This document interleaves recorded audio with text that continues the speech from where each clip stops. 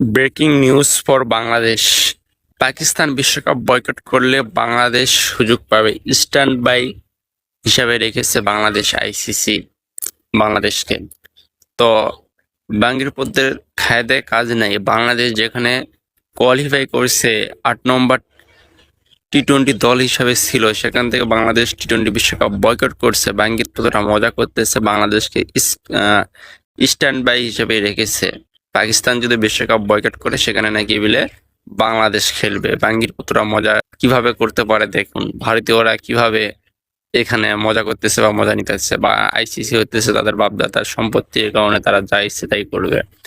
বাংলাদেশে যেখানে সুযোগ ছিল বিশ্বকাপ খেলা, সেখানে বাংলাদেশ টি-20 বিশ্বকাপ বয়কট করছে। তারা কিনা এখন বলে পাকিস্তান যদি বিশ্বকাপ বয়কট করে সেখানে নাকি বাংলাদেশ খেলবে। বাঙ্গির পুত্র বাংলাদেশ তো এমনিতে খেলবে না, তত দেশে খেলতে যাবে না, এই কারণে তো বাংলাদেশ টি-20 বিশ্বকাপ বয়কট করছে। তাহলে এই স্ট্যান্ড বাই হিসাবে কেন? তোরা খেলবি বাংলাদেশকে, তোরা খেলবি উগান্ডার সঙ্গে। পাকিস্তান বিশ্বকাপ বয়কট করলে 22 নম্বর দল হচ্ছে উগান্ডার সঙ্গে ভারত ম্যাচ অনুষ্ঠিত হইবে।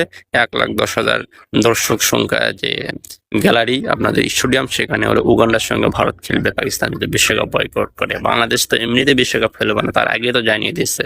বাংলাদেশের সঙ্গে তো এমনিতেই সুযোগ ছিল, বাংলাদেশ তো সেখানে সুযোগ নিয়ে তো পরের কথা। আপনাদের ভারতের মাটিতে বিশ্বকাপ খেলবে না বলে বাংলাদেশ টি-20 বিশ্বকাপ একদম বয়কট করে দিচ্ছে। সেখানে পাকিস্তান বিশ্বকাপ বয়কট করবে এই চিন্তা করে কি বাংলাদেশ বসে আছে নাকি? না, বাংলাদেশ টি-20 বিশ্বকাপে জায়গা পায় নাই, যদি পাকিস্তান বয়কট করে সেক্ষেত্রে বাংলাদেশ খেলবে।